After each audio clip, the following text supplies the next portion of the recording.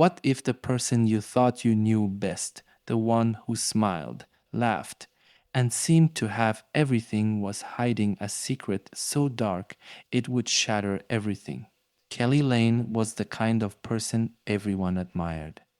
At 19, she was already a star in the world of water polo, with dreams of representing Australia in the 20th Sydney Olympics. She had the talent, the drive, and the determination to make it happen. Her teammates looked up to her, her coaches had high hopes for her future, and her friends saw her as someone who had it all together. But the truth was far more complicated. Because behind the cheers, the applause, and the image of a bright young athlete, Kelly Lane was hiding something that no one could have imagined, a secret so heavy that it threatened to tear her world apart. And that night, as the celebrations roared around her, no one had any idea that Kelly was about to make a decision that would change her life and the lives of many others forever. The night was alive with the usual post game celebration. Her teammates were buzzing with energy. Duncan, her boyfriend, was by her side, and the drinks flowed as they recounted the highs and lows of the game. The laughter echoed, and no one had a reason to suspect anything was out of the ordinary. Kelly Lane, bright, ambitious, always in control, was right there, part of the scene, just as she always had been. But then, in the midst of it all, Kelly vanished, silently. No farewells, no glances exchanged, just a quiet disappearance that no one even noticed. It seemed like she'd simply stepped out for a moment of air, a moment of solitude. Her absence didn't raise any alarms. What no one could have known that night, what none of her friends or even Duncan had realized, was that Kelly's secret was far heavier than anyone imagined. She was 9 months pregnant. While her world buzzed with celebration, her body was preparing for something far more intense, more life altering. That secret, the one she had hidden from everyone in her life, was about to unravel, and her quiet disappearance was just the beginning. She walked into the hospital alone. The taxi ride felt longer than it was, her mind racing with thoughts she couldn't control. No one knew what she was about to face. Kelly Lane, 19 years old, had kept her secret buried so deeply that not a single person in her life suspected anything was wrong. As she stepped into the hospital, there was no one by her side, no family, no friends, not even Duncan. It was just her, alone in the stillness of the night, about to give birth to a child no one even knew existed. She checked in quietly, avoiding eye contact, her fear masked by the same calm, determined face she'd shown to the world for months. But beneath that exterior, she was terrified. Her body was going through the pain of labor, but her mind was elsewhere on how her perfectly controlled life had spiraled into something she could no longer hide. By morning, her secret had finally surfaced, at least to the hospital staff. She gave birth to a baby girl. She named her Kayla. But Kelly knew that this wasn't the end. This was only the beginning of something darker, and the weight of what she'd done and what she'd still have to do loomed over her like a shadow she couldn't escape. Kelly told them everything, or did she? When the questions came, Kelly had an answer, calm and practiced. She explained to the hospital staff that she and Duncan had made a difficult decision. They weren't ready to be parents, not with their futures hanging in the balance. With the Olympics in sight, adoption seemed like the only option. It was the story of a young couple chasing their dreams, forced to make a painful choice. On the surface, it all made sense. It was logical, even responsible. But beneath the surface, doubts started to form. Was it really the truth? Kelly had kept her pregnancy a secret for 9 long months. Why would she suddenly open up now? The story she spun was smooth, too smooth, and as she recounted the details, something felt off. The staff nodded, but there was an unease in the air. Was this really the whole story, or was Kelly hiding something even darker? Days later, baby Kayla was gone. Kelly had asked for a few hours away from the hospital, claiming she needed to speak with Duncan about their plan. The staff didn't question it after all. This was the decision of two young parents facing a life altering moment. But when Kelly returned, something was off. Duncan was nowhere to be found, and the paperwork essential for the adoption remained unsigned. The hospital staff couldn't help but feel the growing strangeness surrounding Kelly's story. And then, just like that, baby Kayla was gone, placed into adoption as Kelly had promised. The process was completed quietly, without any of the expected involvement from Duncan.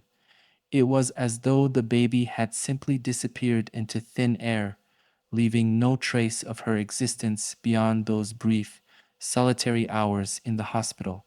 But this wasn't the end of Kelly's secrets.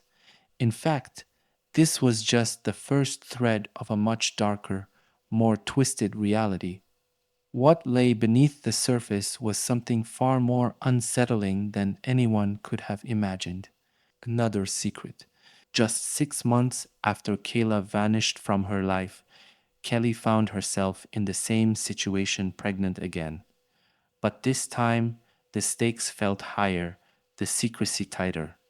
No one knew, not her family, not her friends, not even Duncan. This wasn't just another slip up. It was another layer in the web of lies that Kelly had so carefully crafted. But was this pregnancy an accident or something else? Did the first adoption haunt her in the quiet moments, or was she already thinking ahead, laying the groundwork for another disappearance, another cover up? Her life seemed to be spiraling into a pattern, but no one around her had even noticed. What was going through her mind? Was it fear, guilt, or something darker? This time, it wasn't just a hidden pregnancy. It was a different baby with a different story, one that Kelly had no intention of sharing. And just like before, the world around her would remain in the dark as her secret continued to grow. She spoke of a man named Andrew. With another pregnancy came another explanation. Kelly claimed the father of this baby was a man named Andrew Norris.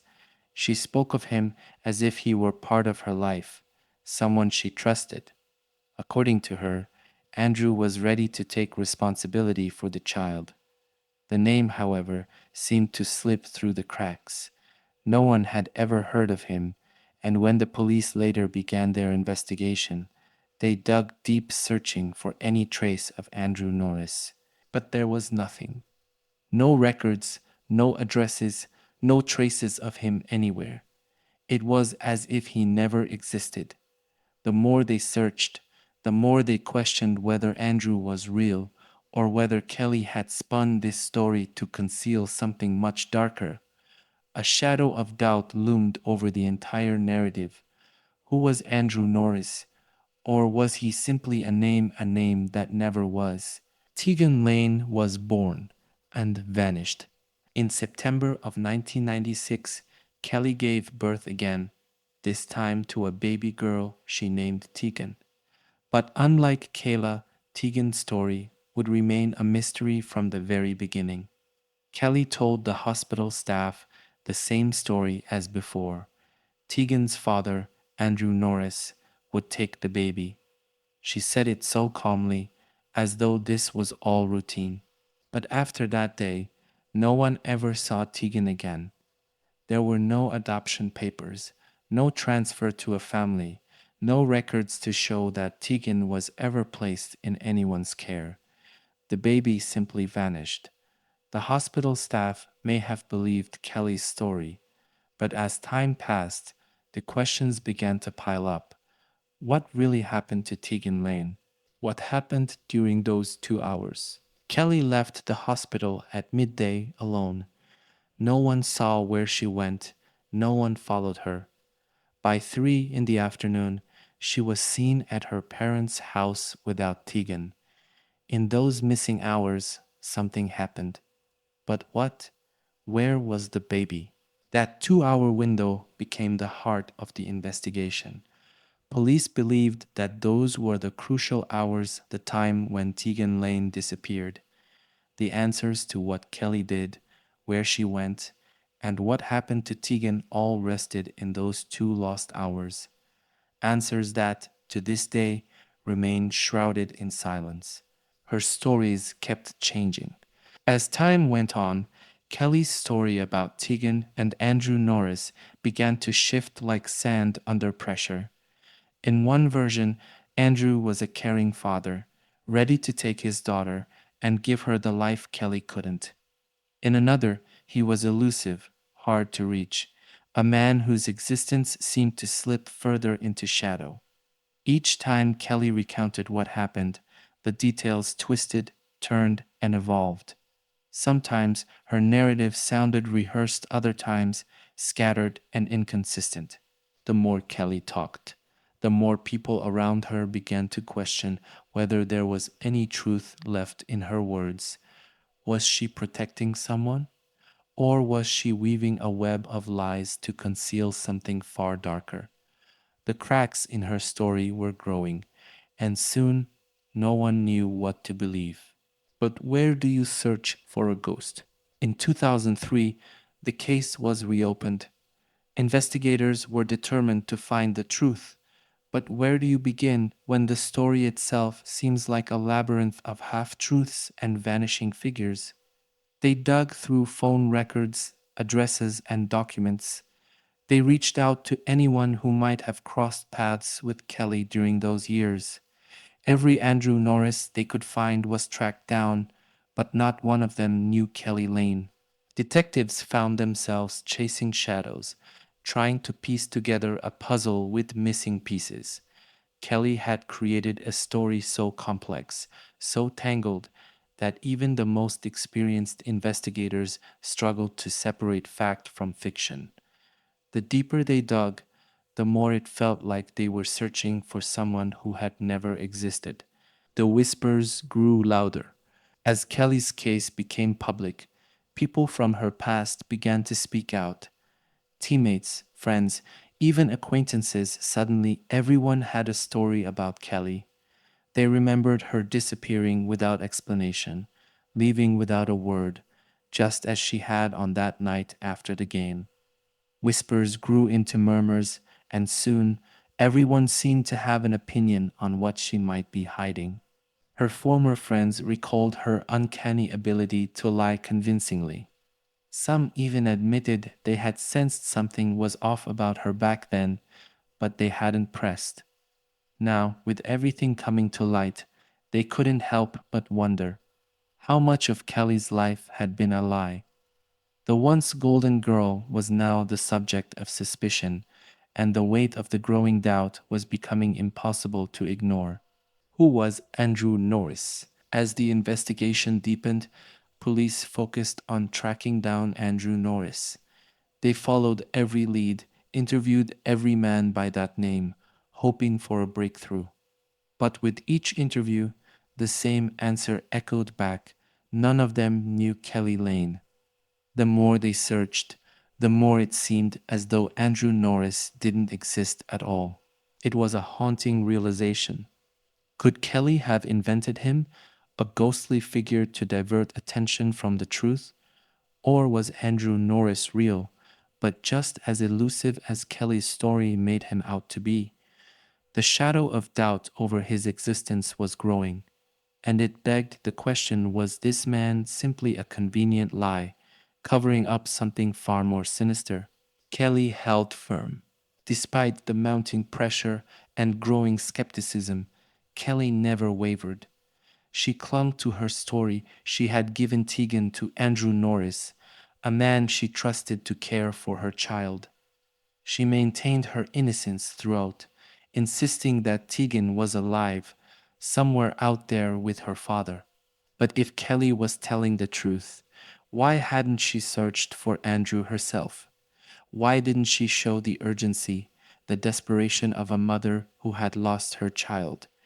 Investigators couldn't understand her calm, her refusal to seek out the man she claimed had her daughter. To them, it didn't add up. Was Kelly truly hiding behind a lie to protect herself? Or was there something else she wasn't saying? The homicide squad takes over. After years of hitting dead ends, the case was handed to the New South Wales Homicide Squad. They were convinced that Kelly Lane knew far more than she was letting on. The inconsistencies in her story, the elusive figure of Andrew Norris, and the complete absence of any trace of Tegan, it all pointed to a darker conclusion. The homicide detectives didn't believe this was a case of a missing child. They believed it was a case of murder.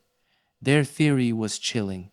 Kelly Lane had killed her newborn daughter, Tegan, and buried the truth behind a web of lies. With no body and only circumstantial evidence, the pressure on Kelly intensified as the squad dug deeper into every corner of her life. They were determined to find answers, even if Kelly wasn't ready to give them. All eyes on Kelly. By 2010, the secrets Kelly had fought to hide were now laid bare in a courtroom packed with tension. Kelly Lane was officially charged with the murder of her daughter, Tegan. The media swarmed, cameras flashed, and every sordid detail of Kelly's private life was exposed to the world. The court scrutinized every decision she had made, her hidden pregnancies, the web of lies she had spun, and the mysterious figure of Andrew Norris.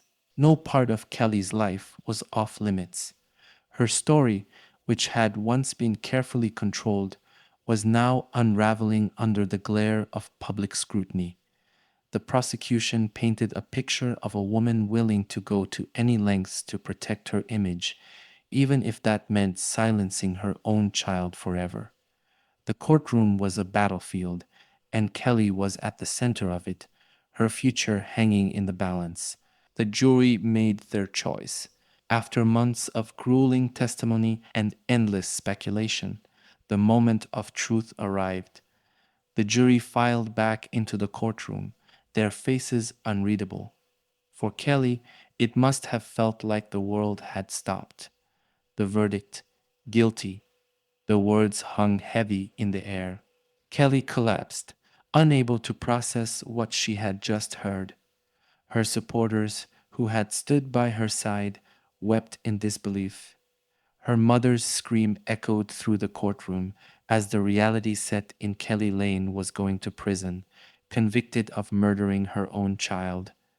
It was the end of the trial, but the beginning of a life behind bars for Kelly. The media had their story, the public had their villain, and the law had spoken. Kelly won't give up. But Kelly's story didn't end there. Even behind bars, she continued to fight. Kelly has always maintained her innocence, insisting that Tegan is alive, out there somewhere, and that the truth had been twisted. Each year that passes brings more questions, more doubt, and more supporters rallying to her side. They believe the system failed her, that she was wrongfully convicted based on circumstantial evidence and unanswered questions. From her prison cell, Kelly's voice has only grown louder. She refuses to accept her fate, and those who believe in her innocence won't stop fighting until they uncover the truth. Could it be that the jury got it wrong? Could Kelly Lane have been punished for a crime she didn't commit? Or is this just another chapter in a story of deception? Her freedom depends on a body. In recent years, the law has shifted. A new piece of legislation known as the No Body, No Parole law now looms over Kelly's future. The law is simple. Prisoners convicted of murder cannot be granted parole unless they cooperate and reveal the location of their victim's body. For Kelly, this is where the nightmare tightens its grip. Kelly has never confessed, never told anyone where Tegan is. She has held firm, claiming her innocence, repeating the same story: Tegan is alive with her father. But without a body, without any proof, her chances of freedom are fading. With the law now in place, Kelly remains trapped behind bars, her future tied to the one thing she can't or won't reveal. The question is, will she ever be able to walk free if she continues to hold on to her version of the truth? Where is Tegan Lane? As the years tick by and Kelly's time in prison drags on, one question refuses to disappear. Where is Tegan Lane? The mystery surrounding her daughter's fate has haunted the public, the police, and Kelly herself. The story has unraveled in countless ways, but the one critical piece of the puzzle is still missing. What really happened to Tegan? Kelly has maintained that her daughter is alive somewhere, but no evidence has ever surfaced to support that claim. Is Tegan out there, living under a different name? Or was the truth buried along with her in a place only Kelly knows? Until someone steps forward with answers, until Tegan is found alive or otherwise, the case will remain shrouded in doubt, speculation, and unsettling silence.